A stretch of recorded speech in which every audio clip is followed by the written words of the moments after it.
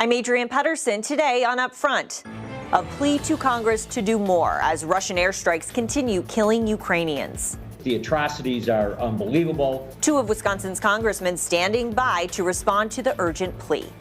Plus, a long road to recovery, a slam dunk in Milwaukee this weekend, but the new warning on just how long it'll take for the state's tourism industry to recover from the pandemic. And just hours away, the first confirmation hearing set to begin for Supreme Court nominee Ketanji Brown Jackson. Our expert is here on how contentious this could get. Taking on the issues important to Wisconsin. This is Upfront with your host, Adrienne Pedersen. Hello and thank you for joining us. Ukraine's president is pleading with Congress to do more as Russian forces continue their deadly assaults on the country. Wisconsin Congressman Scott Fitzgerald and Mark Pocan are standing by. This after Ukraine's President Volodymyr Zelensky delivered an emotional and rare address to a joint session of Congress this past week. President Biden also announced the U.S. would send an additional $800 million in aid. Being the leader of the world means to be the leader of peace. Peace in your country doesn't depend anymore only on you and your people. It depends on those next to you, on those who are strong. So Wisconsin Congressman Scott Fitzgerald was in the room for that address. He is joining us now. Congressman, welcome back to the show. Just go ahead and tell me what the mood was like to be there in the room while Zelensky joined virtually. Yeah, President Zelensky was welcomed with a warm reception, standing ovation.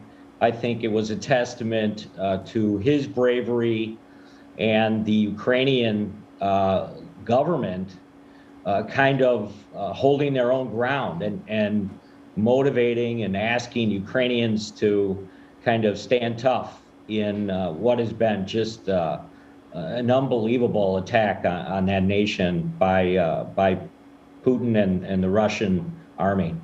He gave an emotional speech. He talked about 9/11, Pearl Harbor, Martin Luther King.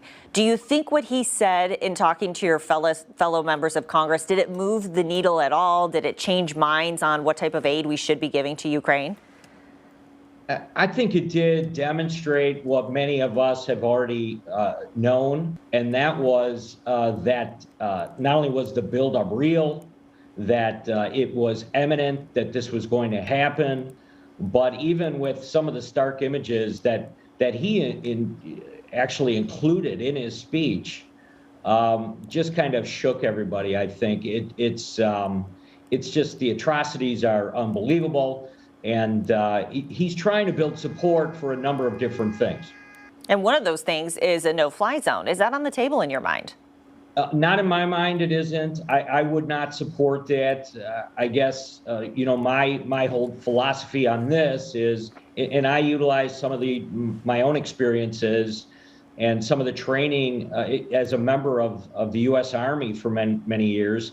Combat arms teaches that when you control the air, you control what goes on within the ground troops, from the infantry to the armor and the field artillery. And that means you're in combat. If we would be willing to put those types of resources in place, what you're going to find is that the U.S. Army, the U.S. military would be fully engaged.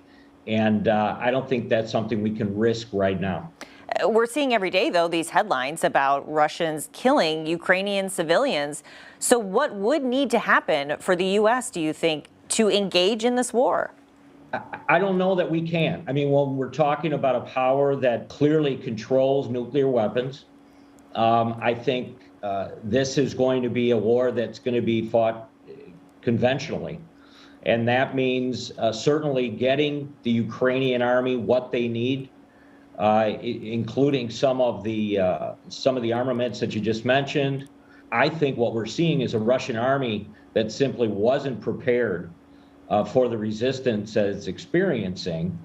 And all you have to do is look at some of the old Soviet equipment that's still being used, T-72, T-64 tanks, which we haven't seen since World War II. So, either Putin is underestimated the resistance, which I certainly think has been verified, but I don't know that the Russian army was up to this as well. So these estimates that are being thrown around now that this may only last another 10 to 20 days because they're going to run out of ammo. They're going to run out of equipment that is going to allow them to continue this.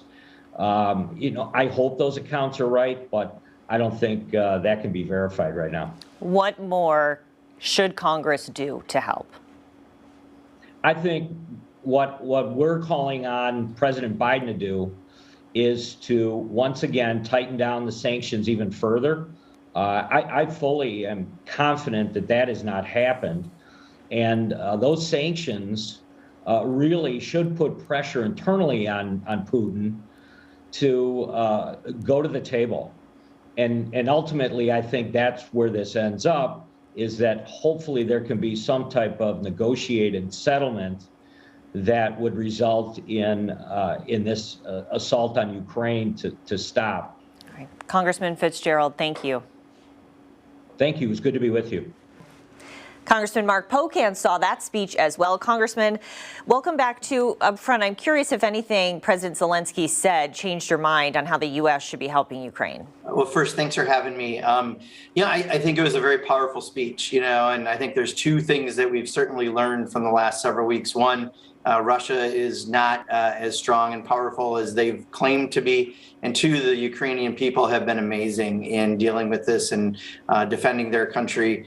I think what President Zelensky has done is really unified much of the Western world in trying to make sure we're providing support to them. And we just passed a considerable amount of money in helping them, and we're doing more.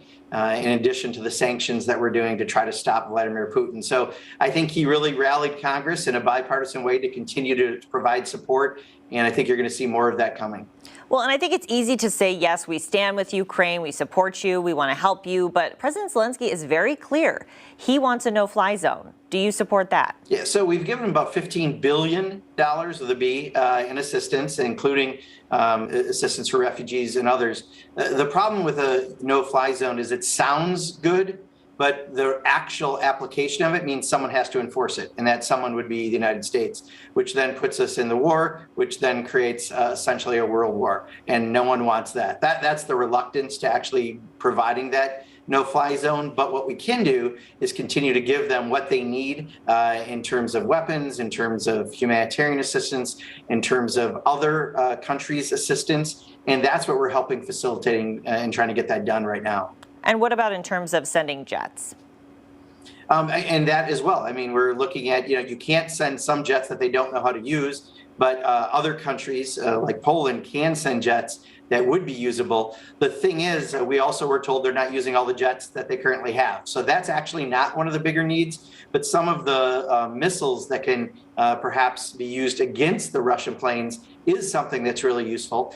So really, it's a kind of a balance of getting them what they actually need right now, rather than some of the more populist kind of rhetoric out there that, it always sounds good to have a no-fly zone. It sounds like they need more jets, but in reality, there are things they really do need, and that's what we're in the prioritizing right now of getting them.